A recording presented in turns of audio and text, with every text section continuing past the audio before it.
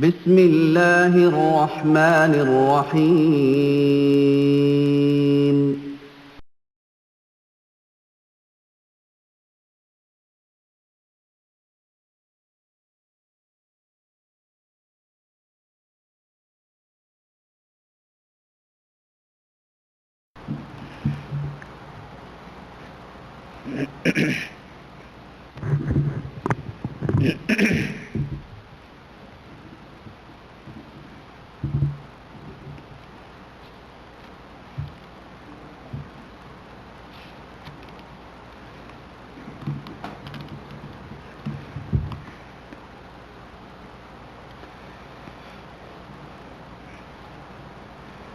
السلام علیکم ورحمۃ اللہ وبرکاتہ۔ الحمد للہ نحمده ونستعینه ونستغفره ونؤمن به ونتوکل علیہ ونعوذ باللہ من شرور انفسنا ومن سیئات اعمالنا من يهده الله فلا مضل له ومن يضلله فلا هادي له واشهد ان لا اله الا الله واشهد ان محمدا عبده ورسوله اما بعد فان خیر الحدیث کتاب اللہ وخير الهدي هدي محمد صلى الله عليه وسلم وشر الأمور محدثاتها وكل محدثة بدعة وكل بدعة ضلالة وكل ضلالة في النار. قال الله تبارك وتعالى في كلامه المجيد: أعوذ بالله السميع العليم من الشيطان الرجيم. بسم الله الرحمن الرحيم. يا أيها الذين آمنوا اتقوا الله حق تقاته ولا تموتن إلا وأنتم مسلمون واعتصموا بحبل الله جميعا ولا تفرقوا.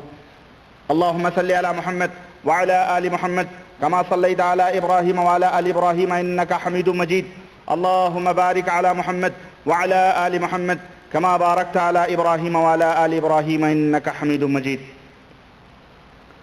تمام قسم کی حمد و ثنا کبریائی اور بڑائی اس خالق عز و جل کے لیے لائق و زیبا ہے جس نے ہمیں اور آپ کو پیدا فرمایا، اور بیش بہا درود و سلام اس ذات مبارکہ مقدسہ پر جو ساری کائنات کے لیے رشد و ہدایت بنا کر کے بھیجے گئے. برادران اسلام، معزز سامعین کرام، اللہ وحدہ لا شریک کا یہ بے حد فضل اور اس کا احسان ہے کہ اس اللہ عز و جل نے ہماری رشد و ہدایت کے لیے حضرت محمد الرسول اللہ صلی اللہ علیہ وسلم کو ایسا دین حق دے کر کے مبعوث فرمایا جو دین حق اور جس کی تعلیمات روز روشن کی طرح واضح ہیں، جس دین حق نے کفر و شرک کی تاریکیوں میں بھٹکنے والوں کو، جس دین اسلام نے ضلالت و گمراہی کے تاریک اور تند گھیروں میں رہنے والوں کو ہدایت اور صراط مستقیم کی واضح شاہراہوں پر لا کر کے اس نے کھڑا کیا. وہ دین حق جس کے بارے میں رسول اللہ صلی اللہ علیہ وسلم نے ارشاد فرمایا کہ ترکتکم علی المحجۃ البیضاء لیلھا کنہارھا، میں تمہارے درمیان ایک ایسا دین چھوڑ کے جا رہا ہوں، ایسی تعلیمات چھوڑ کے جا رہا ہوں جس کی راتیں بھی دن کی طرح روشن ہیں، لا یزیغ عنہا الا ہالک. اس صراط مستقیم سے، اس دین حق سے وہی گمراہ ہو سکتا ہے، وہی بھٹک سکتا ہے، وہی دائیں بائیں جائے گا جس کا مقدر ہلاک اور برباد ہونا ہو، جس کے مقدر میں ہلاکت و تباہی لکھی ہو، وہی اس دین اسلام سے، اس دین حق سے منحرف ہو سکتا ہے. اللہ کے رسول صلی اللہ علیہ وسلم نے اپنی امت کی جو تربیت فرمائی، صحابہ کرام رضوان اللہ علیہم اجمعین کی جو آپ صلی اللہ علیہ وسلم نے تربیت فرمائی، اور اتنی اعلیٰ تربیت فرمائی اور اس طرح سے فرمائی کہ صحابہ کرام کے دلوں میں کفر، شرک، اسی طرح بد اخلاقیاں، برائیاں ان کے نزدیک نہایت ہی کریہ اور نہایت ہی بدبودار اور نہایت ہی نفرت کرنے والی چیزیں بن گئی۔ حق، عدل اور انصاف اور اسی طرح سے صداقت اور سچائی، امانت داری، یہ تمام سب چیزیں ان صحابہ کرام رضوان اللہ علیہم اجمعین کا منشور بن گئیں اور ان کا طرز عمل بن گئیں۔ نبی کریم صلی اللہ علیہ وسلم کے یہ مقدس صحابہ رسول اللہ صلی اللہ علیہ وسلم کی اعلیٰ تعلیمات کو لے کر دنیا کے گوشے گوشے میں بکھر گئے اور اللہ کے رسول صلی اللہ علیہ وسلم کی تعلیمات سے دنیا کو روشن اور منور کرنا شروع کر دیا۔ ان کے شاگردوں کا دور آیا۔ اسی طرح سے دھیرے دھیرے جو عہد نبوی صلی اللہ علیہ وسلم کا زمانہ دور ہوتا گیا، جو نبی کریم صلی اللہ علیہ وسلم کا زمانہ دور ہوتا گیا اور اسلام عرب و عجم کے اندر تیزی کے ساتھ پھیلنے لگا، اسلام دشمن طاقتوں نے یہ سوچا کہ یہ اسلام بڑی تیزی کے ساتھ پھیل رہا ہے اور اس کے ماننے والے بڑی تیزی کے ساتھ دنیا کے اندر پھیل رہے ہیں۔ انہوں نے اس کے خلاف سازشیں شروع کی اور نت نئی سازشیں جنم لینا شروع نت نئی سازشوں نے سر ابھارنا شروع کر دیا۔ انہی سازشوں میں جہاں اور بہت ساری چیزیں تھیں، وہیں ان مسلمانوں کے ایمان اور عقائد کو بگاڑنے کی ایک منظم سازش تھی کہ کس طرح سے مسلمانوں کے ایمان اور عقائد کو بگاڑ دیا جائے، کس طرح سے انہیں جادہ حق سے دور کر دیا جائے، کس طرح سے کتاب و سنت کی تعلیمات سے انہیں جاہل کر دیا جائے، بے دخل کر دیا جائے، کس طرح محمد الرسول اللہ صلی اللہ علیہ وسلم کی اعلیٰ تعلیمات سے انہیں بے بہرا کر دیا جائے، کس طرح سے انہیں دین صراط مستقیم سے غلط راہوں پہ ڈال دیا جائے۔ یہ ایک منظم سازش دنیا کے اندر چلنے لگی اور اسلام دشمن طاقتوں نے وہ سازش کرنا شروع کر دیا۔ دھیرے دھیرے نتیجہ یہ ہوا کہ بہت سارے مسلمان اس سازش کے شکار ہوتے گئے اور امت مختلف عقیدوں اور مختلف نظریات اور مختلف فکر اور مختلف افکار اور مختلف خیالات کے شکار ہوتی گئی اور یوں دھیرے دھیرے امت کے اندر انتشار پیدا ہوا، اختلافات پیدا ہوئے اور پھر اگر اختلافات کی بات ہوتی تو کسی حد تک قبول کر لی جاتی۔ بات یہاں تک پہنچی کہ اب اختلافات کا نتیجہ یہ ہوا کہ اب لوگوں نے فرقے بنانا شروع کر دیے اور یہ امت اس طرح سے دین صراط مستقیم سے ہٹ کر مختلف ٹکڑوں، مختلف جماعتوں، مختلف گروہوں، مختلف ٹولیوں کے اندر بکھرتی چلی گئی اور اس کی طاقت و قوت ٹوٹتی اور سمٹتی چلی گئی۔ لیکن ایسے ماحول میں بھی نبی کریم صلی اللہ علیہ وسلم کی پیشین گوئی کے اعتبار سے ایک جماعت حقہ ہمیشہ اس دنیا کے اندر موجود رہی، جس نے ان باطل پرستوں کا، ان بدعقیدگیوں کا، ان شرک و کفر کا، ان بدعت و خرافات کا قلع قمع کرتی رہی۔ وہ جماعت ہمیشہ موجود رہی جس کے بارے میں اللہ کے رسول صلی اللہ علیہ وسلم نے فرمایا لا تزال طائفة من امتی ظاہرین علی الحق، میری امت میں ایک جماعت ایسی رہے گی جو ہمیشہ حق کے دامن کو پکڑے رہے گی، جو کتاب و سنت کی بالادستی کے لیے دنیا کے سامنے سینہ سپر ہو کر کے دنیا سے لڑتی رہے گی اور کتاب و سنت کی بالادستی کے لیے دنیا کے سامنے اپنے آپ کو اپنے من تن من دھن ہر اعتبار سے کتاب و سنت کی بالادستی کے لیے قرآن و سنت کی خدمت کرتی رہے گی۔ یہ جماعت آج تک نبی کریم صلی اللہ علیہ وسلم کے فرمان کے مطابق نبی کے دور سے لے کر کے آج تک اور یہاں تک کی قیامت تک اللہ کے فضل و کرم سے یہ جماعت حقہ ہر دور میں، ہر زمانے میں، ہر جگہ موجود رہے گی انشاءاللہ تبارک و تعالی۔ جو شرک و کفر کے خلاف اور بدعقیدگیوں کے خلاف اس طرح سے اعلان جنگ کرتی رہے گی۔ میرے عزیز، میرے دوست، آج بھی اللہ کے فضل و کرم سے وہ جماعت موجود ہے اور شرک و کفر کا مقابلہ ڈٹ کر کے کر رہی ہے، بالخصوص آج کے اس پرفتن دور میں، جبکہ میرے عزیز جبکہ بدعقیدگی کو نہایت ہی ملمہ سازیوں سے اور نہایت ہی چمکیلے اور زرق برق غلاف میں بدعقیدگی کو امت کے سامنے پیش کیا جا رہا ہے، قرآن و سنت کا لیبل لگا کر امت کے سامنے برے عقائد پھیلائے جا رہے ہیں اور اللہ اور اس کے رسول کا نام لے کر عقیدت و محبت میں اپنے بزرگوں اپنے صالحین کی غلو کر کے اس طرح سے امت کو غلط راہوں کے اوپر ڈالا جا رہا ہے کہ الامہ والحفیظ۔ میرے عزیز، آج کے اس دور میں ضرورت اس بات کی ہے کہ امت محمدیہ صلی اللہ علیہ وسلم کو جہاں پر ان کے اخلاقیات کی تعمیر کی جا رہی ہے، جہاں اقتصادیات کی بات ہو رہی ہے، معاشیات کی بات ہو رہی ہے، عمرانیات کی بات ہو رہی ہے، تہذیب و تمدن کی بات ہو رہی ہے، ثقافت اور تہذیب کی بات ہو رہی ہے، جہاں ان کے جو ہے علم کی بات ہو رہی ہے، اور جہاں سائنس اور تجربات کی بات ہو رہی ہے، جہاں ٹیکنالوجی اور دیگر چیزوں سیاسیات کی بات ہو رہی ہے، وہاں ضرورت اس بات کی ہے کہ امت کے سامنے، امت محمدیہ کے سامنے عقائد توحید کو کھول کھول کر کے رکھ دیا جائے۔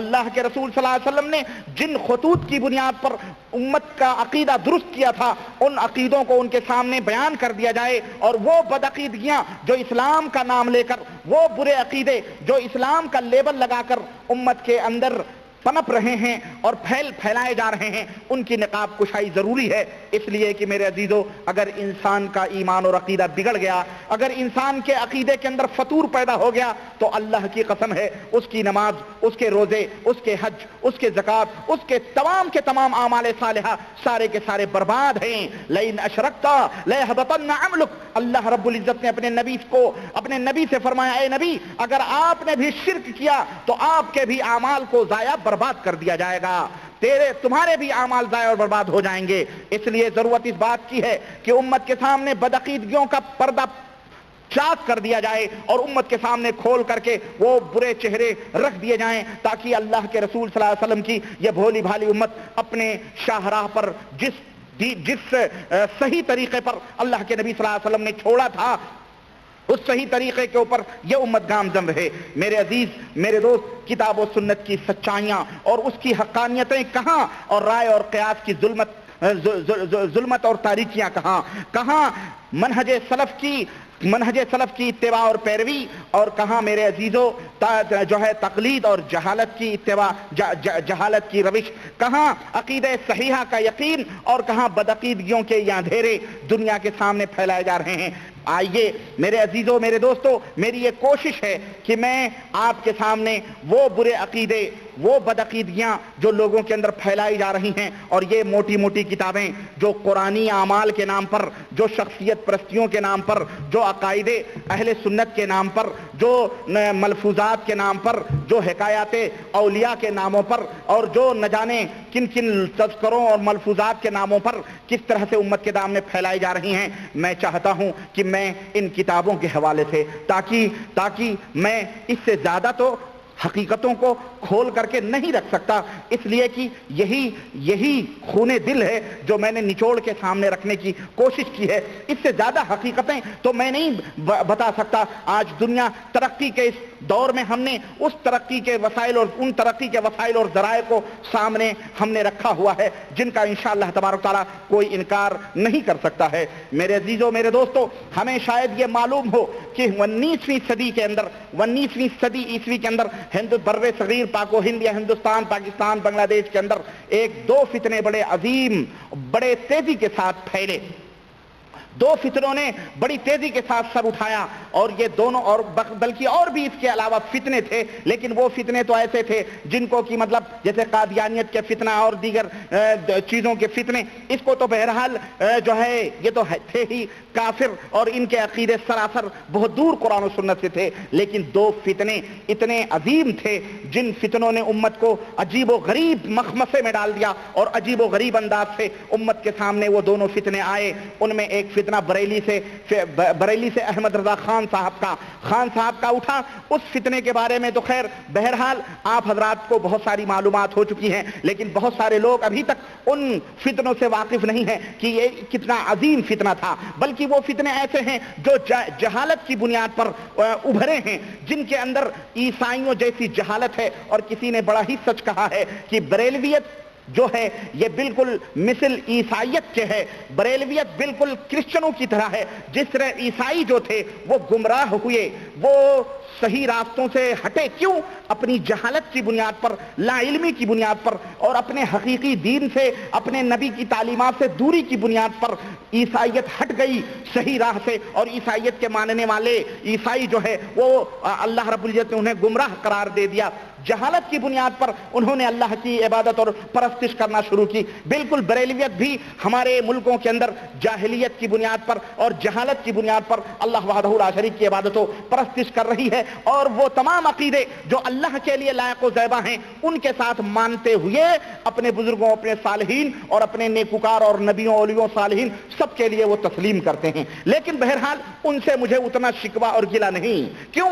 اس لیے کہ وہ ڈنکے کی چوٹ پر اپنے سینے ٹھونک کر علل اعلان چوراہوں پر اپنی بدعقیدگیوں کا اظہار کرتے ہیں اور اس کے لیے قرآن و سنت کو توڑ مروڑ کر کے اپنی دلیلیں فراہم کرتے ہیں۔ دنیا ان کے ان ملمہ سازیوں سے اور ان کے ان جو ہے ٹیڑھی کھیروں سے الحمدللہ اس وقت واقف ہو رہی ہے، اور وہ ان کا چراغ گل ہو رہا ہے۔ بریلیوں کا دیپ جو ہے بالکل ٹمٹما رہا ہے، اب بجھنے کے قریب ہے، اور بہت تیزی کے ساتھ الحمدللہ امت جو ہے صحیح راہ پہ آ رہی ہے۔ لیکن اسی کے بالمقابل ایک دوسرا فتنہ 19ویں صدی کے اندر ابھرا جسے دیوبندیت کہا جاتا ہے، اور یہ دیوبندیت اتنا عظیم فتنہ تھا اور اتنا عجیب و غریب فتنہ تھا کہ آج تک بہت سارے لوگ اس فتنے کو نہ سمجھ پائے، بلکہ جنہوں نے سمجھا بھی تو بہرحال کچھ رواداریاں، چونکہ تشدد ان بریلویوں کے مقابلے میں ان کے اندر کم تھا اور وہ لوگ ان سے تھوڑے بہت رسم و رواج سے مختلف تھے، اس لیے لوگوں کی نظر ان کے اوپر نہ پڑی اور بریلویوں نے ان کو جھوٹا موٹا جو ہے وہابی کہنا شروع کر دیا، کیونکہ انہوں نے تھوڑے نیاز اور تھوڑے فاتحے اور تھوڑے قل وغیرہ کی مخالفت کر دی تو بریلویوں نے کہا یہ وہابی ہیں۔ ان کے نزدیک تو وہی ہے کہ جو نیاز فاتحہ نہ کرے وہ وہابی ہے، نعوذ باللہ۔ حالانکہ ایسی بات نہیں ہے، یہ بیچارے چیخ رہے ہیں، دیوبندی آج تک چیخ رہے ہیں، اپنی کتابوں کے اندر بھی چلا چلا کے کہہ رہے ہیں کہ ہم وہابی نہیں ہیں، بلکہ ایک عجیب و غریب بات، اور اللہ کی قسم اگر مجھے اجازت دی جائے اور میں اپنے اس دعوے کی دلیل بھی پوری دنیا کے سامنے پیش کرنے کے لیے میں تیار ہوں کہ اللہ کی قسم اتنا جھوٹ اگر میں کہتا ہوں، اگر اس دور کے اندر جس طرح تھوک کے بھاؤ یہ دیوبندی یا بریلوی جتنے بھی لوگ ہیں جو اپنے آپ کو حنفی کہتے ہیں جتنے جھوٹ بولتے ہیں، اللہ کی قسم اگر اس دور میں کسی کو کذاب کہنا ہو نا، کذاب کہ تو بہت بڑا جھوٹا ہے، اسے کذاب نہ کہو، اسے جھوٹا نہ کہو، بلکہ میں دعویٰ کرتا ہوں اسے یہ کہہ دو تو حنفی، اس لیے کہ اس قدر تھوک کے بھاؤ جھوٹ بولی جا رہی ہے۔ اس طرح لوگ جھوٹ بولتے ہیں۔ علامہ والحفیظ اسی مملکت سعودی عربیہ کے اندر یہ ان کے پورے گرو گھنٹال، ان کے جتنے بھی بڑے بڑے لوگ، چاہے قاری طیب ہوں، چاہے مولانا ابو الحسن ندوی ہوں، چاہے بڑے بڑے لوگ جتنے بھی آئے ہندوستان میں بھی یہاں آ کر کے دعائیاں دیتے ہیں محمد بن عبد الوہاب رحمۃ اللہ علیہ کی تعریف، توصیف اور ان کے منہج اور ان کے فکر اور ان کی سب کچھ مملکت کے اندر آ کر کے تعریف و توصیف کرتے ہیں، بلکہ یہاں آ کر کے یہ کہتے ہیں کہ ہمیں وہاں لوگ وہابی کہتے ہیں، وہ جاہل انہیں وہابی کہتے ہیں نیاز فاتحہ کی بنیاد پر۔ لیکن یہ کتابیں انہوں نے جو اردو زبان کے اندر اور باقاعدہ لکھی، اس کے اندر عقائد اہل سنت کے نام پر یہ جو ہے فخر المحدثین مولانا خلیل احمد سہارنپوری کی، جس کے اندر عقائد و علماء اہل سنت دیوبند جو سرفراز اکیڈمی دیوبند یو پی سے چھپی ہوئی یہ کتاب ہے۔ اس کتاب کے مصنف باقاعدہ جگہ جگہ انہوں نے وہابیت کو ایسی گالیاں دی ہیں اور اس طرح کی باتیں کی ہیں کہ علامہ والحفیظ بالکل برات کا اظہار کیا ہے کہ ہمارا وہابیت سے کوئی تعلق نہیں ہے۔ لیکن جب یہ کتنے بڑے جھوٹے اور کتنے بڑے مکار ہیں کہ جب یہاں آتے ہیں تو کہتے ہیں ہم وہابی ہیں، ہمارے ملکوں میں جب رہتے ہیں تو وہاں کہتے ہیں ہم وہابی نہیں۔ کیوں؟ حد ہو گئی جھوٹ کی، حد ہو گئی جھوٹ کی۔ آپ کو میں ایک بتاؤں، نمبر ایک جھوٹ تو میں آپ کو کیا بتاؤں، قدم قدم پہ اس قدر جھوٹ بول رہے ہیں کہ علامہ والحفیظ یہ یہاں کہہ رہے ہیں، میں نے بتایا ہے آپ حضرات کو، اس میں کہہ رہے ہیں کہ کہتے ہیں کہ ہمارے زمانے میں عبد الوہاب کے تابعین سے سرزد ہوا۔ عبد الوہاب کیا ہے؟ علامہ شامی نے اس حاشیے میں فرمایا ہے کہ جیسا کہ ہمارے زمانے میں عبد الوہاب کے تابعین سے سرد ہوا کہ نجد سے نکل کر حرمین شریفین پر متغلب ہوئے. ان کا نام عبد الوہاب نہیں تھا، ان کے باپ تو کبھی نجد سے نکلے نہیں، ارے ان کا نام محمد بن عبد الوہاب تھا. لیکن خیر کہتے ہیں کہ دشمنی میں آدمی سب کچھ بھول جاتا ہے. کہتے ہیں حرمین شریف سے نکل کر حرمین شریفین پر متغلب ہوا، یعنی حرمین شریفین کو اپنے قبضے میں لیا. اپنے کو حنبلی مذہب بتاتے تھے، مگر ان کا عقیدہ تھا کہ بس وہی مسلمان ہیں اور جو ان کے عقیدے کے خلاف ہو وہ مشرک ہے. استغفر اللہ استغفر اللہ.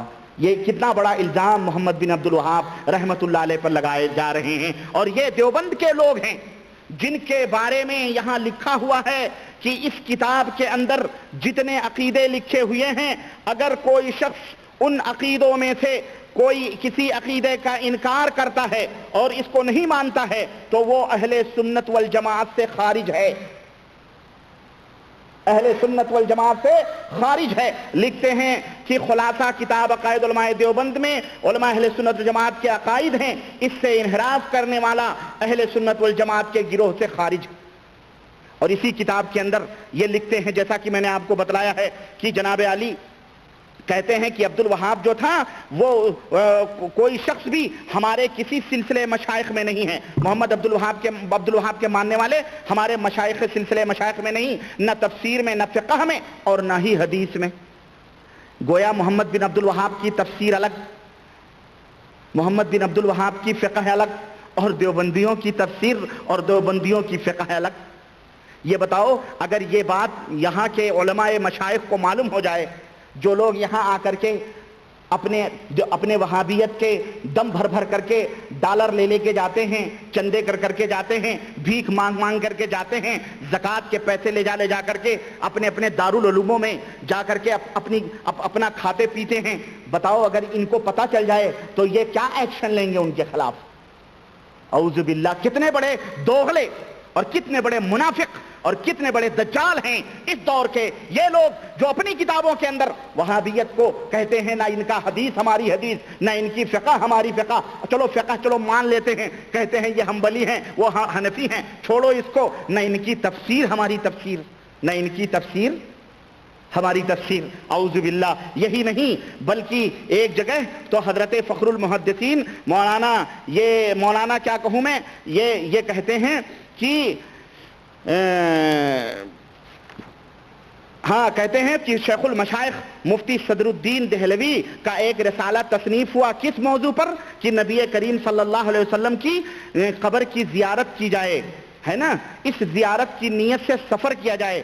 کہتے ہیں کہ وہابیہ جو ہیں، وہابیہ اس کا انکار کرتے ہیں. تو کہتے ہیں مولانا نے وہابیہ اور ان کے موافقین پر قیامت ڈھا دی. کہتے ہیں ان مولانا المفتی صدر الدین الدہلوی قدس اللہ سرہ العزیز اقام فیہا الطامۃ الکبریٰ علی الوہابیۃ ومن وافقہم واتى ببراہین قاطعہ وحجت ساطعہ. نعوذ باللہ. تو کہتے ہیں، اور اسی طرح سے کہتے ہیں کہ نبی کریم صلی اللہ علیہ وسلم کی وفات کے بعد توسل لینا، ان سے مدد لینا، یہی نہیں بلکہ ہمارے نزدیک، ہمارے مشائخ کے نزدیک تمام دعاؤں میں تمام انبیاء، صالحین، اولیاء، شہداء، چاہے وہ مر گئے ہوں چاہے وہ زندہ ہوں، سب سے وسیلہ لینا جائز ہے. سب سے وسیلہ لینا جائز ہے. آپ کسی دیوبندی سے پوچھو کہ یہ بتاؤ جو ہمارے بریلوی حضرات وہ بھی حنفی ہیں، آپ بھی حنفی ہو، وہ جو جا کے مزاروں پہ وسیلہ لیتے ہیں، بابا ہمارے لیے دعا کر دو، حضرت غوث پاک کے صدقے توسل میں، داتا گنج حجویری کے تختے توسل میں، برہنہ پیر کے صدقے توسل میں، خواجہ جو ہے کیا کہتے ہیں اجمیر والے بہرائچ والے کون ہیں؟ بالے میاں، غازی میاں، بالے میاں بھی نام ہے ان کا، باجی میں کنوارے ہی مر گئے تھے بیچارے، ہے نا، ان کے صدقے توسل میں. یہ تمام سب گویا بریلوی حضرات جو کرتے ہیں وہ آپ بھی کرتے ہو، تو پھر اختلاف کس بات کا ہے؟ پھر دونوں آپس میں ہاتھ کیوں نہیں ملا لیتے ہو؟ غرض میرے عزیز اس طرح سے الغرض کہتے ہیں کہ اگر اس دنیا میں نے دعویٰ کیا ہے، اگر کسی کو یہ کہنا ہو کہ تو جھوٹا ہے، اسے جھوٹا نہ کہو بلکہ اسے کہہ دو تو حنفی ہے. اس قدر جھوٹ، اس قدر جھوٹ اور اس قدر فراڈ اور اس قدر عیاریاں اور اس قدر مکاریاں. ابھی میں آپ کو نمونے دکھاتا ہوں حد ہو گئی واقعی کفر کی، شرک کی، بدعات کی، خرافات کی، اور ہمارا مقصد صرف یہ ہے کہ اے لوگو یہ تنقید برائے تنقید نہیں بلکہ تنقید برائے اصلاح ہے۔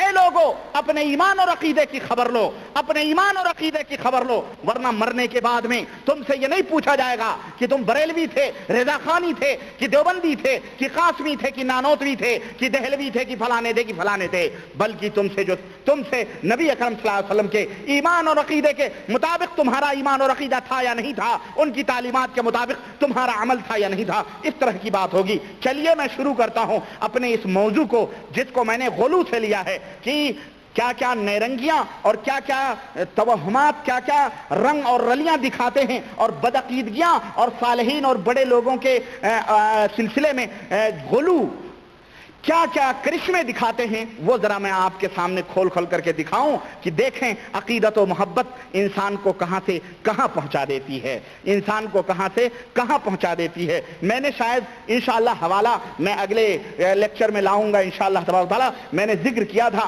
عقیدت و محبت میں خواجہ عزیز الحسن نے حضرت اشرف علی صاحب تھانوی کے بارے میں ایک دن کیا کہہ دیا، یہ عقیدت و محبت کی کرشمہ سازیاں ہیں۔ کیا کہہ دیا محبت میں؟ کہا کہ حضور ایک بات میرے دل میں کبھی کبھی آتی ہے لیکن حیا اور شرم کی وجہ سے میں وہ بات نہیں کہہ پاتا ہوں۔ کہنے لگے کہہ دیجئے کیا بات ہے، کہہ دیجئے۔ خواجہ عزیز الحسن نے کہا کہ حضرت اصل میں میرے دل میں خیال یہ آتا ہے کہ کاش میں آپ کی بیوی ہوتی، نعوذ باللہ، کاش میں عورت ہوتی تو میں آپ کی بیوی بنتی۔ مولانا اشرف علی صاحب تھانوی مسکرا پڑے اور کہنے لگے کوئی بات نہیں ہے، ثواب ملے گا، ثواب ملے گا۔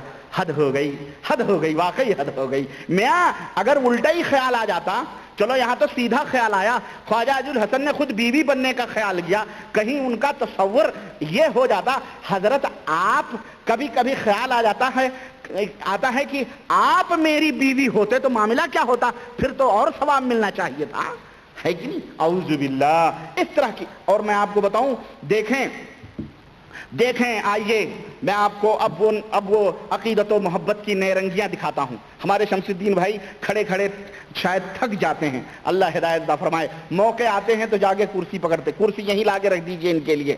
دیکھیں یہ کتاب اس لیے یہ رونمائیاں ہو رہی ہیں کہ ہمارے حلقوں میں بہت سارے لوگ اس مملکت کے اندر بھی اب تو الحمدللہ زبانوں کے اوپر تالے لگ گئے، ذہن و فکر کے اوپر قدغنیں لگ گئی۔ کیوں؟ اس لیے کہ ہم نے وہ چہرہ لا کر کے کھول کر کے دکھا دیا۔ اس کتاب کے اندر یہ لکھا ہوا ہے کہ مسلمانان عالم کے لیے ایک اعلیٰ ترین اسلامی دستور العمل، یعنی ایسا دستور جس کے اوپر عمل کرنا چاہیے، یہ کتاب ہے ملفوظات اعلیٰ حضرت۔ چلیے میں اس سے ابتدا کرتا ہوں کہ ہمارے ان دو فتنے جو بریلویت کے یعنی خان صاحب کے اور دیوبندیت کے اس ہندوستان کے اندر 19ویں صدی کے اندر پنپے اور بڑھے، انہوں نے کیا کیا غلط کاریاں امت کے اندر پھیلائیں۔ یہ دیکھیے ملفوظات جلد نمبر 3 اور صفحہ نمبر جناب علی 28 ہے۔ واقعی آپ کو پتہ ہے، بہرحال آپ کو میں نے بتلائے ہیں یہ، لیکن مزید لوگوں امت تک مزید باتیں پہنچانے کے لیے میں یہ جو ہے صفحے کھول رہا ہوں۔ یہ دیکھیں قادری مشن نزد نو محلہ مسجد بریلی یو پی کی ملفوظات اعلیٰ حضرت، یہ چھپی ہوئی جناب علی اس کے اندر لکھتے ہیں۔ اب دیکھیں ہندو اپنے دیوی دیوتاؤں کے اوپر کس طرح سے ننے بناتا ہے اور کس طرح سے لڑکیوں کو جو ہے چرچوں کے اندر ننے بنائے جاتی ہیں، ان کو کیا کہا جاتا ہے بھائی؟ چرچوں کے اندر جو لڑکیاں ہیبا کی جاتی ہیں نن کہا جاتا ہے۔ دیوداسی مندروں کے اوپر جو چڑھائی جاتی ہیں انہیں کہا جاتا ہے، اور جو لوگ دیوداس بنتے ہیں انہیں کیا کہا جاتا ہے؟ وہ کہتے ہیں نا کہ ہم نے وہ کر لیا ہے، کیا کہ سنیاس لے لیا ہے، خوب بن جائے گی، مل بیٹھیں گے جو دیوانے دو، ادھر دیوداسیاں ادھر سنیاسی۔ ہاں اللہ ہدایت دے۔ تو سمجھ رہے ہیں؟ یہ دیکھیں کہتے ہیں حضرت اعلیٰ حضرت کس طرح سے یہ واقعی بدعقیدگی کی حد ہو گئی۔ آپ اس میں دیکھیں کہتے ہیں کہ حضرت سیدی احمد بدوی کبیر رضی اللہ عنہ جن کی مجلس میلاد مصر میں ہوتی ہے، مزار مبارک پر آپ کی ولادت کے دن ہر سال مجمع ہوتا ہے اور آپ کا میلاد پڑھا جاتا ہے۔ امام عبد الوہاب شارانی ہر التزام کے ساتھ ہر سال حاضر ہوتے. اپنی کتاب میں بھی بہت تعریف لکھی ہے کئی ورق. بہرحال لمبا چوڑا میں مختصر بتاؤں. کہتے ہیں جناب علی کہ 3 دن پہلے ہی اس میلاد میں وہ حاضر ہو جایا کرتے تھے, لیکن ایک دفعہ تاخیر ہو گئی تو وہ تاخیر سے مزار مبارک پر حاضر ہوئے. تو وہاں پر جو اولیاء کرام مزار پر مراقب تھے, دیکھیں اولیاء کرام مزاروں پر مراقب تھے. عقیدہ دیا جا رہا ہے کہ مزاروں کے اوپر جو مراقبہ کرنے والے ہیں, بزرگوں کے قبروں کو جو پوجنے والے ہیں, وہی اولیاء اللہ ہیں. جو ان سے دور ہیں وہ اولیاء اللہ نہیں ہیں. سنو انہوں نے فرمایا کہاں تھے 2 روز سے حضرت مزار مبارک سے پردہ اٹھا کر فرماتے ہیں عبد الوہاب آیا.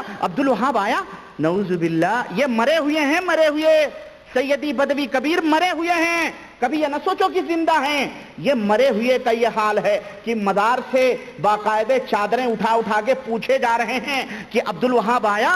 عبد الوہاب کہتے ہیں, فرمایا کہ حضور کو میرے آنے کی اطلاع ہوتی ہے. پیر مریدی کو نہیں معلوم کہ حضور کو علم غیب ہے کہ نہیں ہے. بہرحال سوچیں, انہوں نے فرمایا, اولیاء اللہ نے کہنے لگے اطلاع کیسی؟ حضور تو فرماتے ہیں یہ قبر میں تھا یا کسی پالکی ولکی میں بیٹھا تھا بھائی. اعوذ باللہ. اور یہ مزار میں تھا, یہ کسی کمرے عمرے میں تھا, کہاں تھا یہ مرا ہوا تھا یا زندہ تھا؟ اگر مرا تھا تو مزار کیوں کہا گیا, قبر کیوں کہ مرے کی خبر ہوتی, زندہ تو قبر میں آدمی نہیں جاتا ہے کہ نہیں. سنیں بہرحال یہ ہیں بدعقیدگیاں کیا گل کھلاتی ہیں اور کیسے کرشمے. اور یہ وہ شخص ہے احمد رضا خان, اللہ اکبر, جس کے بارے میں یہ میرا استاد بدر الدین احمد قادری رضوی مصطفی گورکھپوری, اس نے لکھا ہے کہ مظہر غوث اعظم کے اوتار ہیں, نائب امام اعظم ابو حنیفہ. استغفر اللہ. اور جس کی شان میں ابھی بتاتا ہوں, ابھی بتاؤں گا, ابھی نہیں. یہ ان کی کتاب ہے, ان کے صاحب سنیں, جو دستور العمل ہے. اور یہ تو کچھ بھی نہیں ہے. سنو آگے کہتے ہیں حضور اطلاع کیسی؟ حضور تو فرماتے ہیں کہ کوئی کتنی ہی منزل پر میرے مزار پر آنے کا ارادہ کرے, میں اس کے ساتھ ہوتا ہوں. میرے مزار پر آنے کا کوئی کتنی ہی دور سے ارادہ کرے, میں اس کے ساتھ ہوتا ہوں. اور حد ہو گئی جھوٹ کی, حد ہو گئی.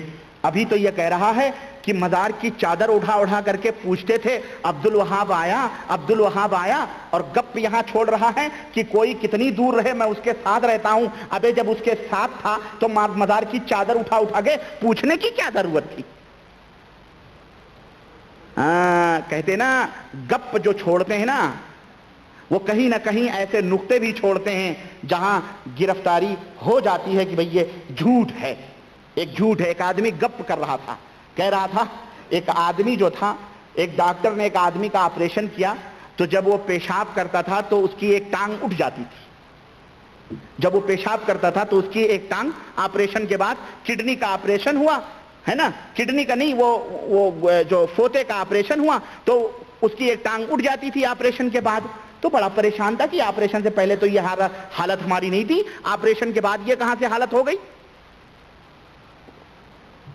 ڈاکٹر صاحب کے پاس آئے, ڈاکٹر صاحب یہ کیا چکر ہے بتائیں, یہ ہماری ٹانگ کیوں اٹھ جاتی ہے؟ تو ڈاکٹر نے کہا یار اب تم آئے ہو پوچھنے کے لیے تو میں حقیقت بھی بتا دوں. حقیقت یہ ہے کہ جس وقت میں تمہارا آپریشن کر رہا تھا اس وقت میں نے وہ گولی نکال کے رکھی ہوئی تھی کہ ابھی میں جوائنٹ کروں گا, اتنے میں ایک کوا آیا اور گولی لے کے چلا گیا. اب میں پریشان ہو گیا, اب میں زیادہ دیر ہو جاتی تو تم مر بھی جاتے, اس لیے ایک کتا تھا, میں نے کتے کو پکڑا اور اس کی ایک گولی نکال کے تمہارے میں جوائنٹ کر دی. شاید یہی مسئلہ ہو کہ جب تم پیشاب کرتے ہو تو جس طرح کتا اٹھاتا ہے تم بھی اٹھا دیتے ہو. ہم نے ابھی کل کی بات ہے, اپنے دوستوں سے میں نے ایسی بتایا تو وہ کہنے لگے کہ یہ جھوٹ ہے. میں نے کہا بے شک جھوٹ ہے. میں نے کب کہا یہ صحیح ہے بھائی, یہ تو ایسی مذاق ہے ہنسنے کے لیے. بولے اس کے جھوٹ کی سب سے بڑی دلیل یہ ہے کہ جب آپریشن ہوتا ہے تو آپریشن تھیٹر میں ہوتا ہے, وہاں کوا کیسے پہنچے گا؟ میں نے کہا تو جھوٹ کی تو دلیل یہی ہوتی ہے کہ وہ کہیں نہ کہیں کوئی نہ کوئی نقطہ ایسا چھوڑتا ہے کہ پتہ چل جاتا ہے یہ جھوٹ ہے. اگر چھوڑے نا تو گپ کا پتہ کیسے چلے؟ ایسے ہی یہ حضرت بھی گپ مار رہے ہیں دیکھیں، لیکن یہ ہمارے نزدیک گپ تو ہو سکتا ہے، ان کے نزدیک یہ احناف ہیں، یہ احناف اصلی اہل سنت والجماعت ہیں۔ ارے یہ تو اپنے ممیرے پھپھیرے دیوبندی بھائیوں کو بھی منہ نہیں لگاتے، یہ اصلی اہل سنت والجماعت ہیں، یہ ان کا ایمان ہے۔ ہم اسے گپ کہتے ہیں، کیوں کہتے ہیں؟ اس کی وجہ یہ ہے کہ ان کے دلوں میں کفر اور بدعات اور شرک کی تاریکیاں بیٹھی ہوئی ہیں، اور ہمارے سینے توحید و سنت سے روشن ہیں۔ ہم تمام عقیدوں کو قرآن و سنت کے ترازو پر تول کر، اس کو ٹھوک کر، اس کو خراج کے اوپر اتار کر اپنے سینوں میں جمع کرتے ہیں، اور یہ بیچارے ہر علم گلم جاہل تقلید اور تاریکیوں میں جاتے ہیں، تو پھر یہ کرشمے، یہ اس کو ایمان سمجھتے ہیں۔ یہ اعلیٰ حضرت نے دستور العمل ہے، یہ بھائی دستور العمل، اس کو مذاق مت سمجھو۔ سنو، کہتے ہیں کوئی کتنے ہمارے مزار میں اس کے ساتھ ہوتا ہوں، اور یہی نہیں بلکہ اس کی حفاظت کرتا ہوں، اس کی۔ اللہ رب العزت، اللہ کے رسول صلی اللہ علیہ وسلم نے اپنے ایک چھوٹے صحابی کو کیا فرمایا؟ کہا یا بنیا احفظ اللہ یحفظک، اے میرے بیٹے اللہ کو یاد کر، اللہ تیری حفاظت کرے گا۔ حفاظت کرنے والا اللہ ہے۔ اب یہاں حضرت بدوی کبیر مر گئے، سڑ گئے نہیں، بلکہ پالکی میں بیٹھے ہوئے ہیں اندر، اعوذ باللہ، حفاظت فرما رہے ہیں اپنے مریدوں کی۔ اور سنو، اگر اس کا ایک ٹکڑا رسی کا جاتا رہے گا، اللہ تعالیٰ مجھ سے سوال کرے گا، نعوذ باللہ۔ پورا فلسطین ہڑپ کر لیا ہے، مصر کے بغل میں گولان کی پوری پہاڑیاں یہودیوں نے غصب کر لی ہیں۔ یہ بتاؤ، سیدی بدوی کبیر سے سوال کیا کرے گا اللہ نہیں کرے گا؟ کیا تم بھی یہودیوں کے بھائی تھے اس لیے یہودیوں کو دے دیا فلسطین؟ کیوں نہیں تمہارے اندر اتنی طاقت مسلمانوں کی حفاظت کی؟ تم نے کیوں نہیں گولان کی پہاڑیوں کی حفاظت کی؟ کیوں مصر تھر تھرا رہا ہے؟ تم جیسے اتنے بڑے بڑے مہابلی طاقتور موجود ہو، اور مصر کی پہاڑیاں یہود 67 یا کون سے سن میں غصب کر لے اور لے کے چلا جائے، پورے عرب کو ناکو چنے چبوایا ہے تھوڑے سے اسرائیل نے، یہودیوں نے، اور یہ ذلیل و رسوا ہو کے رہ گئے ہیں۔ کیوں؟ اتنے بڑے بڑے لوگ جب موجود ہیں، اتنے بڑے بڑے مہابلی قبروں کے اندر جن کے مرنے کے بعد بھی ڈنگ کے بچتے ہیں، بتاؤ یہ کیوں نہیں حفاظت کرتے ہیں؟ رسی چلی جائے، رسی چلی جائے، کہیں ایسا تو نہیں کہ یہودیوں سے تانا بانا ہے، رشتہ ہے، جبھی یہ حضرت کچھ نہیں بول رہے ہیں، خاموشی ہے؟ شاید یہی بات ہو، ہماری یہی باتیں تیر کی طرح چبھتی ہیں۔ اللہ انہیں ہدایت عطا فرمائے۔ سنو، کہتے ہیں حضرت سیدی عبد الوہاب اکابر اولیاء میں سے ہیں۔ یہ جو آئے تھے نا 3 دن لیٹ ہوئی، جن کے بارے میں حضرت نے فرمایا تھا، یہ اکابر اولیاء میں سے ہیں، بڑے بڑے اولیاء میں سے ہیں یہ بھائی۔ حضرت سیدی احمد بدوی کبیر کے مزار پر بہت بڑا میلہ اور ہجوم ہوتا تھا۔ اس مجمع میں چلے آتے تھے کہ ایک تاجر کی کنیز پر نگاہ پڑ گئی، تاجر بزنس مین کی لونڈی پر، بزنس مین کی لونڈی پر نگاہ پڑ گئی۔ فوراً نگاہ پھیر لی، نگاہ پڑ گئی بھائی، فوراً پھیر لی، کہ حدیث میں ارشاد ہوا ہے کہ پہلی نظر معاف ہے۔ اچھا جناب،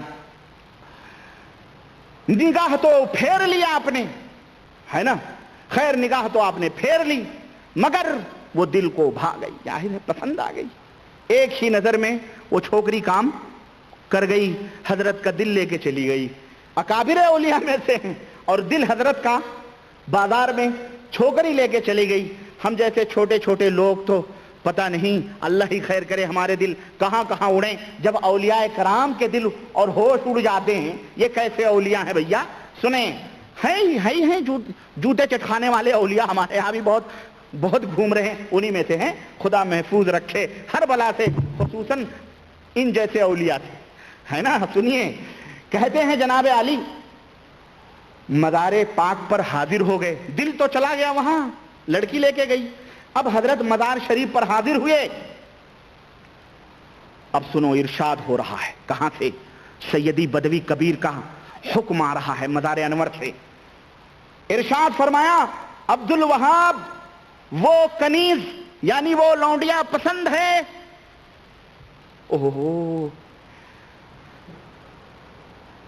اعوذ باللہ، حد ہو گئی نہیں؟ حد ہو گئی، واقعی حد ہو گئی، ہے کہ نہیں؟ یہ کون لوگ تھے؟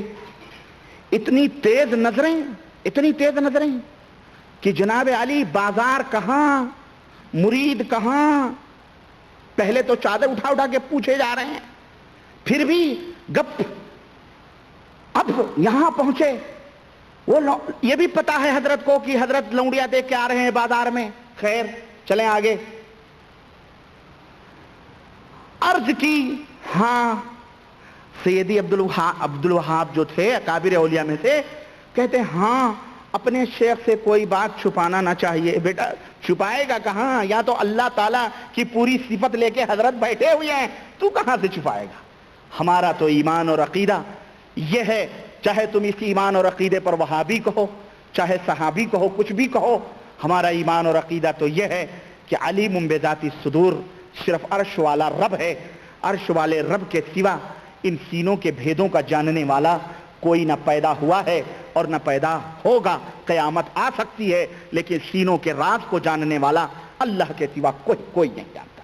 ہمارا تو عقیدہ یہ ہے، تم حنفیوں کا، تم سنیوں کا جو اپنے آپ کو سنی بدعتی ہو، تم یہ کہتے ہو کہ ہمارا عقیدہ یہ ہے کہ حضرت چھوکری بھی دیکھ رہے ہیں، وہ لونڈیے کے بارے میں بات کر رہے ہیں۔ سنو، اور یہ بھی عقیدہ سیدی عبد الوہاب کا ہے کہ چھپانا نہ چاہیے۔ باقاعدے مزار سے گفتگو ہو رہی ہے، ہم کلامی ہو رہی ہے، سننا تو درکنار، میاں ابھی تک تو تم یہ مرتے لڑتے ہو اور یہ عقیدے سنتے ہو کہ کیا مردے سنتے ہیں، اس کے اوپر ہمارے ہاں بحث ہو رہی ہے۔ ارے سنتے ہی نہیں، باقاعدے گفتگو ہوتی ہے، بالکل ایسے ہی جیسے کہ بالکل زندوں سے بات چیت ہو رہی ہے کہ نہیں ہو رہی ہے؟ یہ دیکھیں بدعقیدگی کیا کیا کرشمے دکھاتی ہے۔ اور سنیں، کہتے ہیں چھپانا نہ چاہیے۔ ارشاد فرمایا اچھا ہم نے تم کو وہ کنیز ہبہ کر دی، وہ لونڈیا ہم نے تم کو ہبہ کر دی۔ اب آپ سکوت میں ہیں کہ کنیز تو اس تاجر کی ہے اور حضور ہبہ فرما رہے ہیں، اور ہبہ کا مطلب کیا ہے معلوم ہے؟ ہبہ کو وہی مطلب ہے جو ہمارے ہاں غیر مسلم اوتار اور صوفی لوگ مظہر کہتے ہیں، مظہر ذات خدا ہیں یہ، وہی اوتار کا معنی مظہر ہے اور مظہر کا معنی اوتار ہے۔ اگر وہ کہے کہ ایشور کے وشنو اوتار لے کے آئے ہیں، ایشور کا رام نے اوتار لیا ہے ایشور کا، تو وہ تو کافر ہے۔ اور تم اوتار کا عقیدہ لفظ مظہر کے پردے میں چھپا کر اگر تم لیتے ہو تو بتاؤ تم کیا ہو؟ وہی کنیا دان ہے، وہی لڑکیوں کو ہبہ کرنا ہے جو ایک کرسچن اپنے چرچوں کے اندر، چرچوں کے اوپر ننے بناتا ہے اور ان کو کنیا دان کر کے ہبہ کرتا ہے۔ ایک ہندو دیوداسی بناتا ہے مندروں کے نام پر، سادھو سنت بنتی ہیں وہ لڑکیاں، وہ عورتیں، وہی یہاں مدار پر ہو رہا ہے۔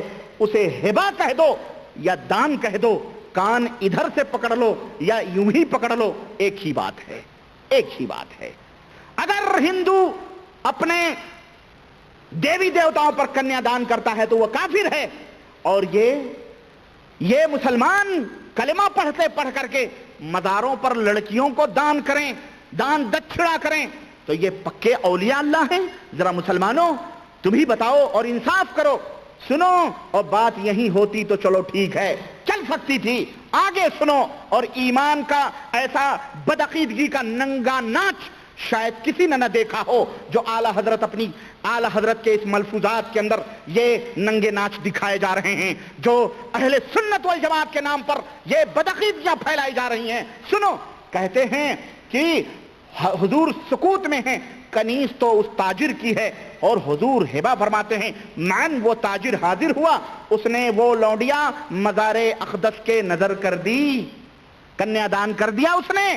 اچھا جناب، خادم کو اشارہ ہوا، یہ بات بھی انہیں کہہ دینی چاہیے تھی، جب مزار سے باقاعدے کنیکشن جڑا ہوا ہے تو خادم، لیکن بہرحال خادم ہی کے ذریعے سے اہم پیغامات پہنچائے جاتے ہیں۔ تو یہاں بھی حضرت سید بدوی کبیر مزار سے خادم کو اشارہ فرماتے ہیں، خادم کو اشارہ ہوا، انہوں نے حضرت سیدی عبد الوہاب کے نظر کر دی، لونڈیے کو مزار سے ادھر نظر کر دی۔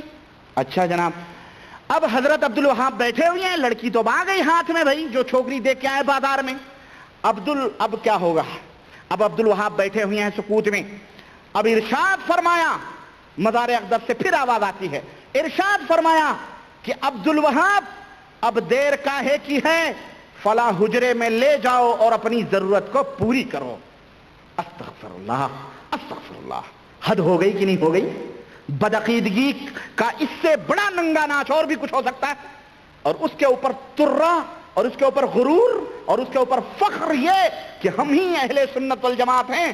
مبارک ہو تمہیں یہ عقیدے, مبارک ہو یہ چھوکریاں, اور مبارک ہو تمہیں یہ خانقاہیں, اور مبارک ہو یہ مزاروں کے اوپر بنے ہوئے کمپلیکس, اور یہ عرس اور میلے کے اندر ہوتی ہوئی رنڈی بازیاں اور طوائفیں اور گنج اور بھنگڑے, اور مبارک ہو تمہیں یہ ناچ اور بھنگڑے اور گجیڑی اور پھجیڑی اور قوالیوں کے نام پر طوائف الملوکی, اور یہ حجرے جو خانقاہیت کے نام پر, صوفیت کے نام پر بنائے جاتے ہیں.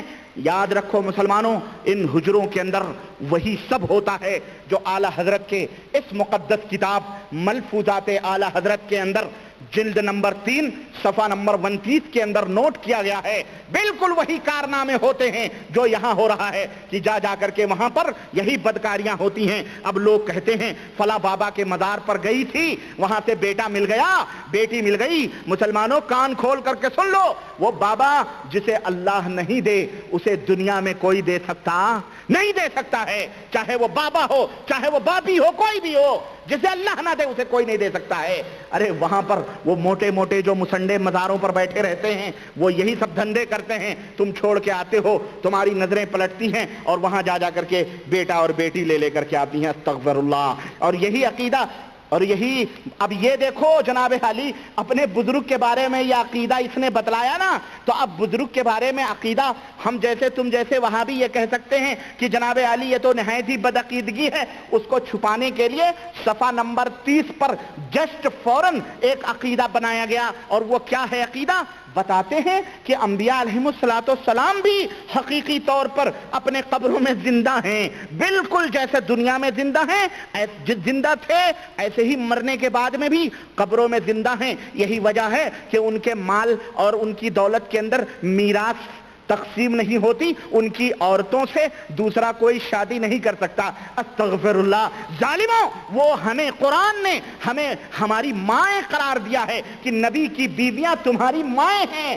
ظالم, وجہ یہ نہ تھی کہ نبی زندہ ہیں اس لیے ان سے نکاح حرام ہے, نہیں, بلکہ وجہ یہ تھی کہ اللہ کہتا ہے کہ نبی کی بیویاں تمہاری ماں ہیں, تو تم اپنی ماں سے نکاح کرنا حلال سمجھتے ہو.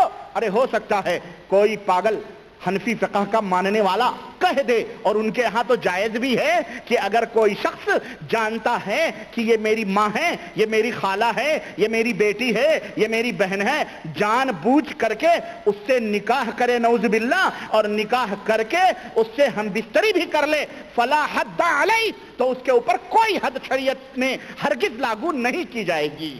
یہ حنفی فقہ کا مارکۃ الاعلیٰ مسئلہ ہے, اور حد ہو گئی ظلم کی. خیر میں مسئلے مسائل میں نہیں جانا چاہتا, میں مسئلے مسائل کی بات کروں پھر تو بات بڑی لمبی ہو جائے گی. میں صرف عقیدے کے روح سے گفتگو کرنا چاہتا ہوں. حضرت اعلیٰ حضرت کیا فرماتے ہیں؟ کہتے ہیں کہ قبور مطہرہ میں انبیاء علیہم السلام اپنی قبروں میں کھاتے ہیں, پیتے ہیں, نماز پڑھتے ہیں, بلکہ انبیاء علیہم السلام کی قبروں میں ازواج مطہرات پیش کی جاتی ہیں, وہ ان کے ساتھ ہم بستری شباشی بھی فرماتے ہیں.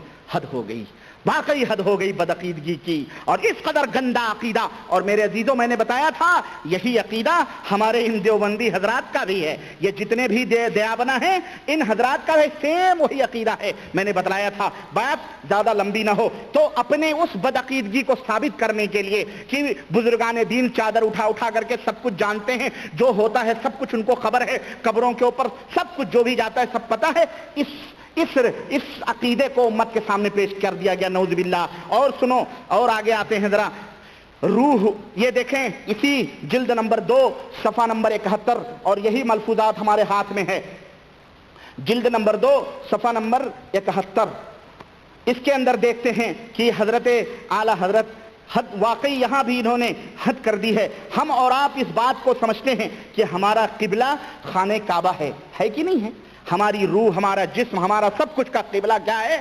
اللہ رب العزت کا گھر ہے, وہی ہمارا قبلہ ہے. ارے یہ تو شاعروں کی لنترانیاں ہیں اور یہ ان خبیث رافضی شیعوں کی دین ہے کہ ہم نے اپنے ایمان اور عقیدے میں ہر فاسق و فاجر کو شامل کرتے ہوئے اور ہم نے یہ ہر شخص کو یہ کہنے ادب اور احترام سمجھ لیا.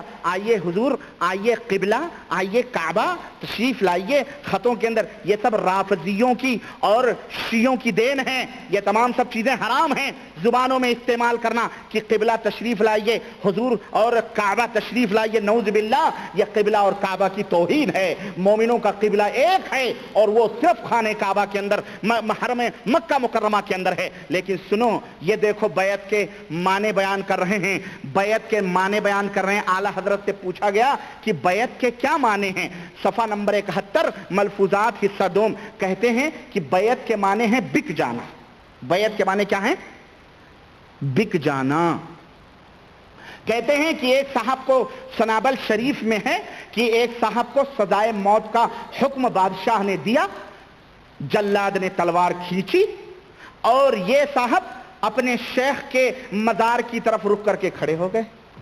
قبلہ ادھر ہے تو اپنے شیخ کے مزار کی طرف رک کر کے کھڑے ہو گئے یا یوں کھڑے ہو گئے، ہے نا؟ اچھا جناب سنیں ہاں، یہ ہے بیعت کا معنی. دیکھو حضرت اعلیٰ حضرت بتلا رہے ہیں. یہ اعلیٰ حضرت ہیں، یہ مظہر غوث اعظم ہیں، یہ نائب امام اعظم ابو حنیفہ ہیں 19ویں صدی کے. ہاں، اور تو قطب الاقطاب ہیں، پتہ نہیں ابھی بتاؤں گا کیا کیا ہیں. سنو، کہتے ہیں مزار کی طرف رکے کھڑے ہو گئے.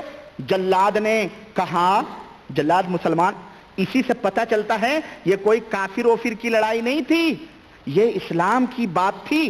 تبھی تو جلاد نے کیا کہا؟ جلاد کہتا ہے اس وقت قبلہ کو منہ کرتے ہیں. ابے یہ ضرور کوئی اسی کفر کے اوپر مارا گیا ہے. یہ جو تھا نا، یہ کفر کے اوپر مارا گیا ہے خبیث.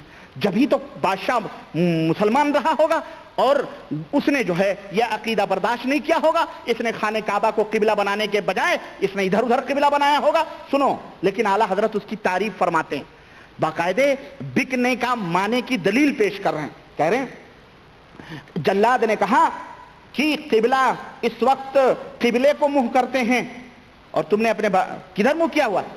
تو اس نے کہا اپنا کام کر، اپنا کام کر، میں نے قبلے کو منہ کر لیا ہے، میں نے قبلے کو منہ کر لیا ہے.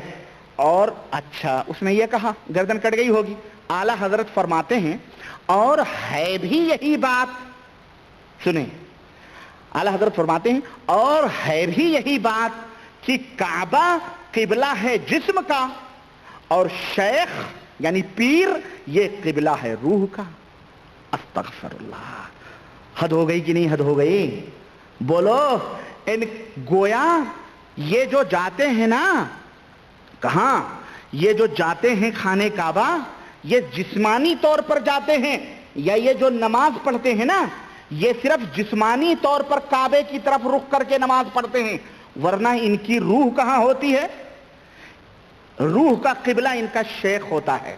اور ایک بات بڑی پوائنٹ کی میرے دماغ میں اچانک آئی ہے. یہ دیکھیں اعلیٰ حضرت نے، یہ ہمارے استاد کی کتاب ہے، یہ اللہ اکبر اچانک آ گئی میرے ذہن میں یہ بات اور اللہ کرے جلدی سے مل جائیں.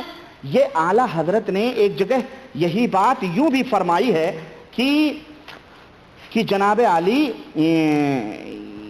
اللہم صلی علی محمد وعلی آل محمد کما صلیت علی ابراہیم وعلی آل ابراہیم انک حمید مجید. ہاں، یہ دیکھیں فنا فی الشیخ کا واقعہ بیان کیا ہے اعلیٰ حضرت نے. کیا کہتے ہیں کہ کسی نے پوچھا فنا فی الشیخ کا مطلب کیا ہے؟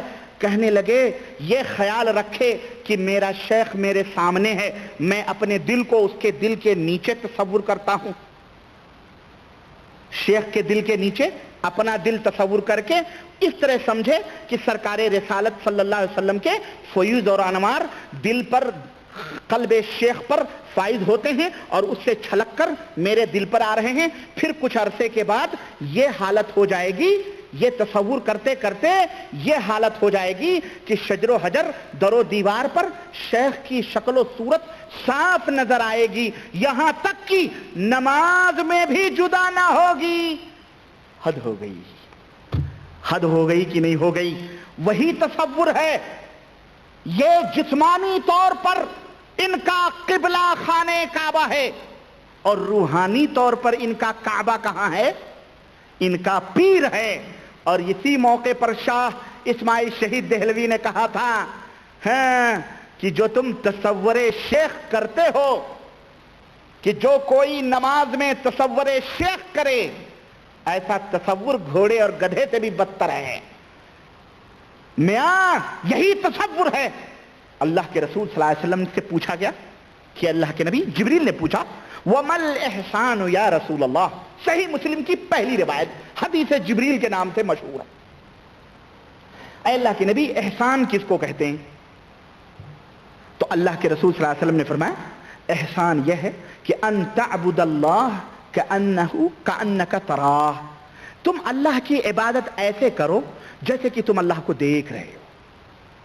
اور اگر یہ کیفیت تمہاری نہ پیدا ہو تو کم از کم اتنی ہو کہ اللہ تمہیں دیکھ رہا ہو، یا تو تم اللہ کو ایسا لگے جیسے تم اللہ کو دیکھ رہے، یا تمہارے ذہن میں یہ بات ہو کہ اللہ تمہیں دیکھ رہا ہے.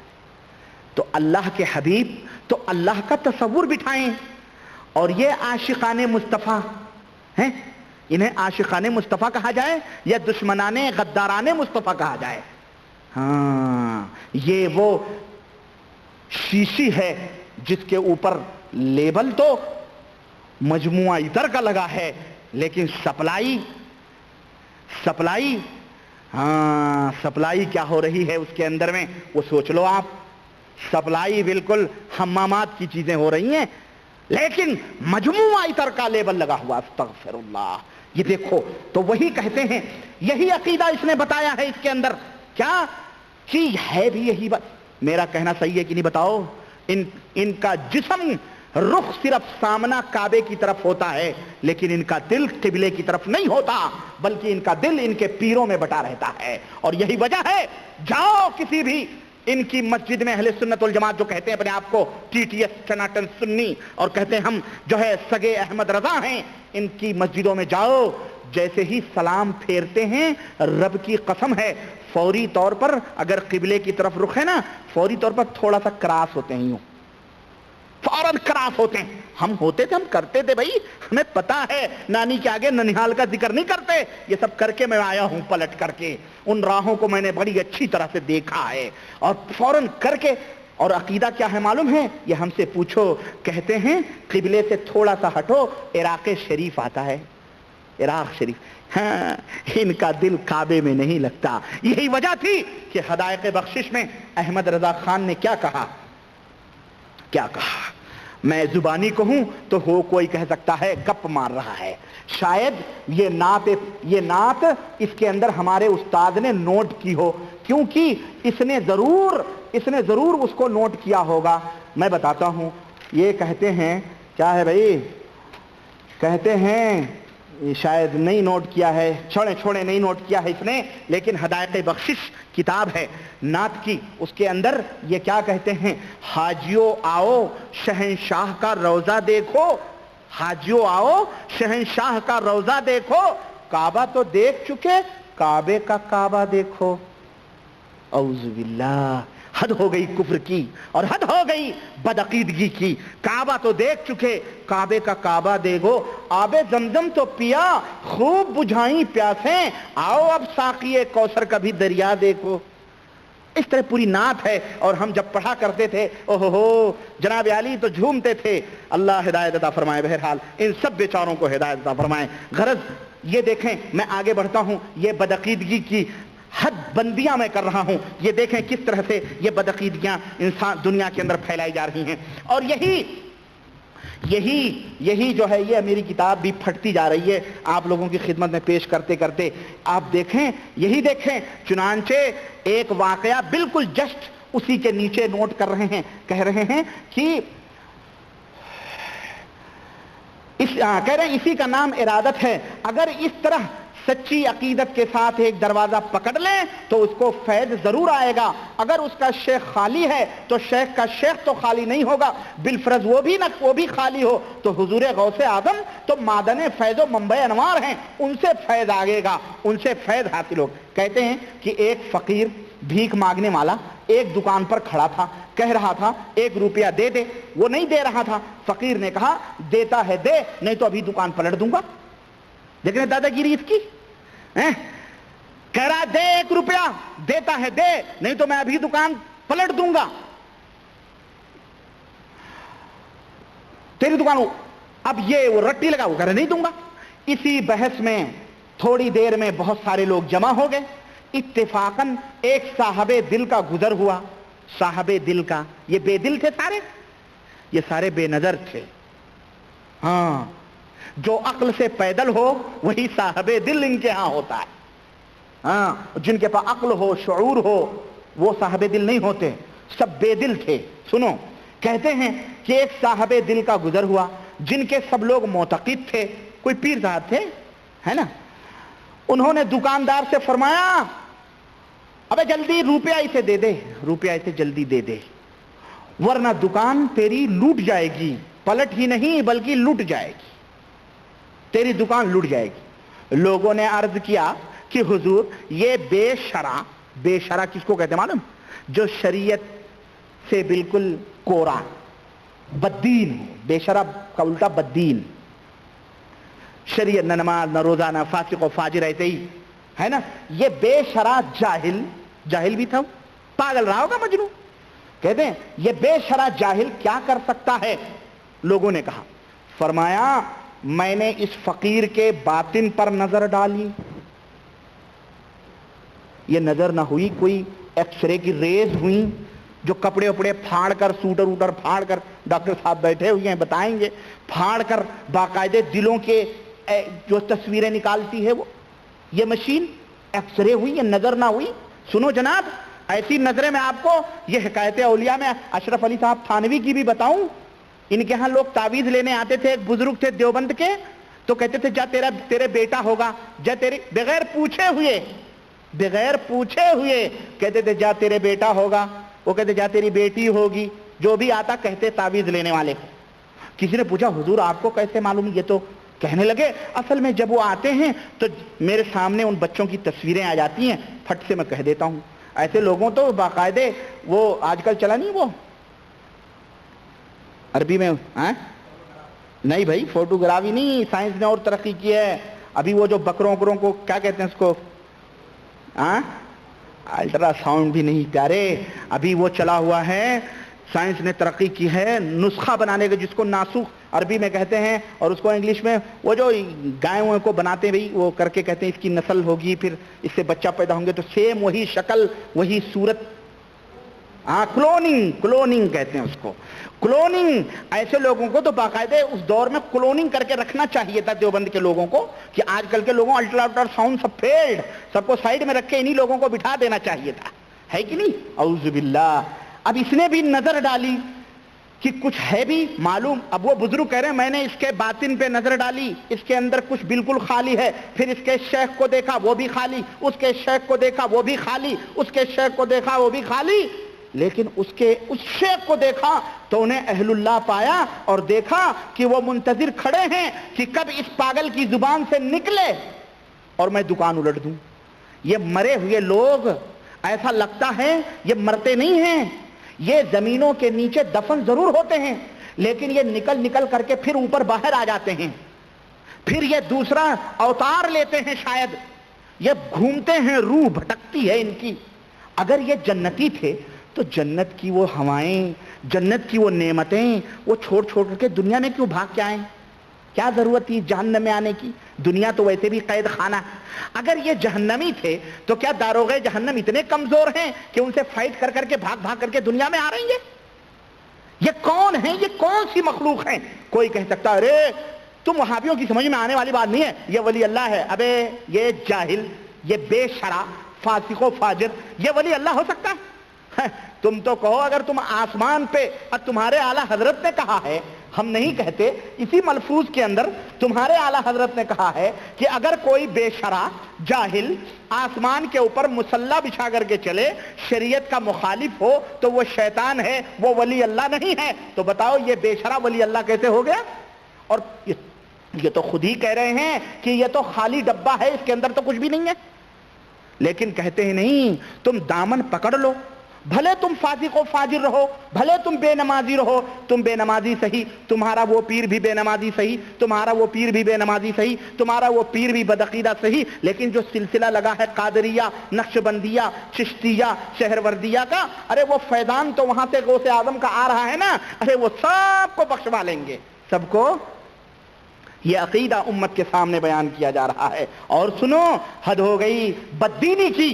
کہتے ہیں کہ ائمہ دین فرماتے ہیں کہ حضور غوث اعظم کے دفتر میں، دفتر یعنی ریکارڈ کاپی جو ہوتی ہے بھائی، ریکارڈ، کہتے ہیں ان کے دفتر میں، حضور اعظم کے دفتر میں قیامت تک کے مریدین کے نام درج ہیں۔ یہ سنی تھی آپ نے یہ باتیں؟ یہ میرے عزیزو، یہ کرشمہ سازیاں ہیں کس کی؟ صالحین بزرگوں کی شان میں غلو کرنے کی۔ یہ جب اسلام ہی سو جائے گا تو بے دینی پنپے گی نہیں؟ بتاؤ، اسلام اگر غافل ہو جائے تو بے دینی پنپے گی کہ نہیں پنپے گی؟ سامنے بیٹھے اسلام بے خبر ہیں، اسلام غافل ہو چکے ہیں، یہ دیکھیں، یہ اسلام تو نہیں ہے، اسلام کے ماننے والے ہیں، لیکن جب یہ اسلام کے ماننے والے غافل ہو جائیں گے ہمارے اسلام بھائی، تو بے دینی پنپے گی کہ نہیں؟ جب آپ سامنے بیٹھ کر کے اس طرح خراٹے لیں گے تو اللہ ہی بھلا کرے۔ بہرحال رات کے 11:15 ہو رہے ہیں، 11:20 میں بھی اپنی بات یہ دفتر مبارک پر کہہ کے بند کر رہا ہوں، شاید نیند آ رہی ہے آپ لوگوں کو۔ کہتے ہیں اعلیٰ حضرت کہ قیامت کے مریدین کے نام، قیامت تک کے جو مریدین ہیں، اب بتاؤ غوث اعظم سن 5ویں صدی ہجری کے ہیں، 6 صدی ہجری کے 5ویں صدی کے اخیر میں، اب قیامت تک ان کے مریدین کیسے ہوں گے؟ ہاں میں بتاؤں کیسے ہوں گے؟ ہمارے پیارے لوگوں کے ذہن میں پھٹ سے بات آئی ہوگی، یہ جو یار لوگ ہیں ٹیٹیت، یہ وہابی ہے، اس کی سمجھ میں کہانے والے، یہ ہمیں بتائیں گے، ہم جانتے ہیں، ہمیں بتاؤ مت، ہم جانتے ہیں کیسے غوث پاک کے مرید ہوں گے۔ یہ جو تم نے قادریہ سلسلہ نکالا ہے، یہ جتنے لوگ بھی اس سلسلے میں جڑیں گے سب غوث اعظم کے مرید کہلائے جائیں گے۔ تو قیامت تک جتنے بھی قادریہ سلسلے میں جڑے ہیں، سنو قادریو پادڑیو، تمہیں خوشخبری احمد رضا خان دے رہے ہیں، اسی لیے لوگ قادری پادڑی بن رہے ہیں۔ سنو، کہتے ہیں کہ حضور پرنور فرماتے ہیں، حضور پرنور رضی اللہ تعالیٰ عنہ، ابھی تک نبی صلی اللہ علیہ وسلم ہی حضور پرنور تھے، اب غوث پاک بھی کیا ہو گئے؟ بولو، حضور پرنور ہو گئے۔ اعلیٰ حضرت جو ہے نا، یہ ہمارا استاد جو تھا بدر الدین قادری، یہ مر گیا بامبے میں، سرتی تمباکو فقیر محمد بڑی زبردست کھاتا تھا یہ، ہاں پان سے ہمیشہ ہونٹ لال، اور بالکل جیسے تمباکو کڑوا ہوتا ہے نا، ایسے یہ بھی بالکل کڑوا تھا۔ فارسی کی پہلی دوسری مجھے پڑھائی ہے اس نے، بالکل، اور پگڑ پیلے کلر کا باندھتا تھا، بال ٹھاکرے والا، ہاں وہی گیروے کلر کا پیلا رہتا تھا اس کا پگڑ۔ تو سنو، یہ تو کہتا ہے حضور پرنور، یہ خود اس کو لکھ رہا ہے احمد رضا خان صاحب کو۔ سنو، کہتے ہیں حضور پرنور رضی اللہ عنہ فرماتے ہیں، کیا فرماتے ہیں؟ سنو، علامہ حالی نے کسی زمانے میں کہا تھا کہ نبی کو جو چاہیں خدا کر دکھائیں، اماموں کا رتبہ نبی سے بڑھائیں۔ کہتے ہیں کہ حضور پرنور فرماتے ہیں، حضور پرنور یعنی غوث پاک فرماتے ہیں کہ رب عز و جل نے مجھے یہ دفتر عطا فرمایا ہے، اللہ نے یہ دفتر انہیں عطا فرمایا ہے کہ منتہائے نظر تک وسیع تھا، اتنا بڑا رجسٹر کہ حد نگاہ تک وسیع تھا، اس میں قیامت تک کے میرے مریدین کے نام تھے، اور مجھ سے فرمایا وَهَبْتُهُمْ لَكَ، میں نے یہ سب تمہیں بخش دیے ہیں۔ حد ہو گئی، ہوئی کہ نہیں؟ بولو، حد ہو گئی، واقعی کفر کی حد ہو گئی۔ استغفر اللہ، یہ عقیدہ استغفر اللہ کہاں سمانے والا ہے؟ یہ بدعقیدگی جس کے اوپر قرآن و سنت کی مہر ہے، چھو کے بھی نہیں گزری ہے، ان سے چھو کے بھی قرآن و سنت کی نہیں گزری ہے ہوا۔ کہاں قرآن، کہاں احادیث، پورے رجسٹر حضرت غوث پاک کو قیامت تک کے آنے والے سب اللہ نے انہیں عطا کیے، تو رسول اللہ کہاں گئے؟ بولو، استغفر اللہ، حد ہو گئی واقعی میرے عزیزو۔ یہ صفحہ نمبر 72، باتیں بڑی زیادہ ہیں، میں تو 3-4 واقعے میں اتنا ٹائم آپ کا لے لیا، بقیہ اور بھی باتیں ہیں، میں چاہتا ہوں یہ سلسلہ چلتا رہے، ہے نہیں، یہ قسط در قسط چلے گی انشاءاللہ تبارک تعالیٰ. یہ پوری بدعقیدگیاں میں لا کر کے بیان کروں گا تاکہ آپ حضرات آنکھیں کھولو اور صرف قرآن کریم اور محمد الرسول اللہ صلی اللہ علیہ وسلم کی صحیح احادیث، جن باتوں پر عرش والے رب کے فرمان کی قرآن کی مہر ہو اور مدینے والے نبی کے فرمان کی مہر ہو، وہی باتیں ہمارے عقیدہ، عمل، اخلاق کے لیے درست اور بہتر ہیں، اور جن باتوں کے اوپر ان کی مہر نہ لگی ہو ہمارے لیے وہ نہایت ہی زہر سے بھی زیادہ نقصان دہ اور بدبودار ہے کہ نہیں ہے؟ یہ اس فتنے میں، اس پرآشوب دور میں، اس فتنے کے دور میں ہمارا یہی منہج ہے اور ہمارا یہی طریقہ ہے. اللہ وحدہ لا شریک سے دعا ہے کہ اللہ تعالی ہمیں اور آپ کو نیک عمل کرنے کی توفیق عطا فرمائے اور ہم سب کو قرآن و سنت پہ چلنے کی توفیق عطا فرمائے. آمین یا رب العالمین. وصلی اللہ علی نبینا محمد وعلی آلہ وصحبہ اجمعین. والسلام علیکم ورحمۃ اللہ وبرکاتہ. ایک اعلان اور معذرت